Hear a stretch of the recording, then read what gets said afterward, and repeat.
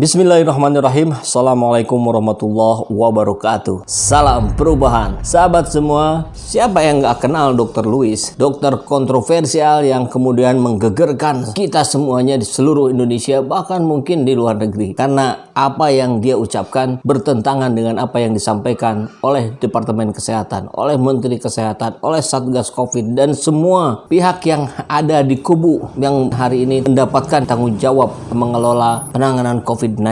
Ya, kita lihat juga cara penyampaiannya yang lugas, to the point. Ini kan sangat berani ya, dan bagi sebagian orang ini membuat pencerahan, ini membuat kesadaran baru dan merasa dikuatkan karena apa yang disampaikan oleh rakyat sebagiannya tentu adalah sama dengan apa yang disampaikan oleh Dr. Lewis. Maka tentu kita tahu dengan begitu dia menjadi viral di Indonesia, dokter viral setelah Dr. Tirta barangkali ya. Dan seperti biasa juga ketika seseorang menjadi viral, dia menjadi pusat perhatian, maka di saat itu pula berbagai kesempatan datang kepadanya, baik yang meminta di endorse, baik yang minta bantuan dan sebagainya. Saya kira itu pula yang terjadi pada Dr. Lewis hari ini, dan seperti yang terjadi pada public figure, artis, selebgram, influencer yang tiba-tiba naik, maka biasanya juga mengidap star syndrome.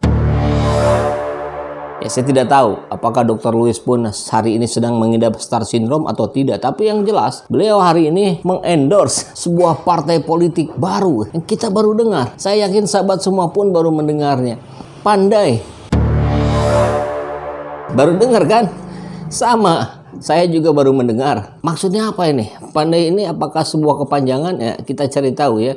Tapi yang jelas, kalau melihat ketumnya, ketua umum, itu kan Farhad Abbas. Ya, apakah pandai membuat kontroversi seperti Farhad Abbas? Ya, saya harus cek dulu nih.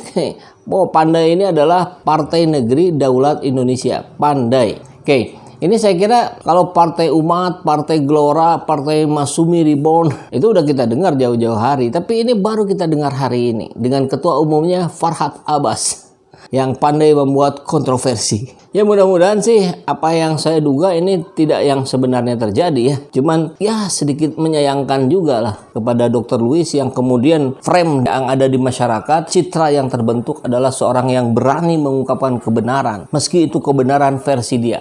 Kan kebenaran yang lain nanti kemudian bisa dipadu-padankan, atau kebenaran yang sifatnya nisbi tentu terjadi di dunia ya. Ya, hampir semua ilmu pengetahuan juga kan relatif ya. Ketika ada penemuan baru, maka teori yang lama bisa berubah. Nah, apakah yang terjadi pada Dr. Lewis ini adalah sebuah star syndrome yang kemudian memanfaatkan ketenarannya hari ini untuk mengangkat partai Pandai yang digawangi oleh Farhad Abbas yang saya kira namanya tenggelam dalam beberapa bulan atau 1 tahun ke belakang. Dengan mengangkat Dr. Lewis, tentu ini akan meningkatkan juga ya popularitas di mata masyarakat. Yang harapannya barangkali harapan Farhad Abbas tentu adalah juga menaikkan elektabilitasnya. Tapi saya kira kita tahu lah ya bagaimana sepak terjang Farhad Abbas. Ya nggak apa-apa lah ya, buat meramaikan, buat hiburan minimal. Ya sudahlah.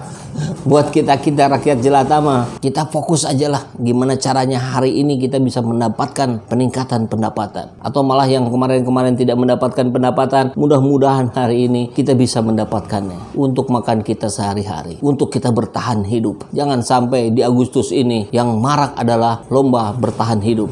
Mudah-mudahan penguasa hari ini segera bertobat, mau menggunakan empatiknya untuk kemudian mengambil kebijakan-kebijakan sesuai dengan isi hati dan pikiran rakyat jelata.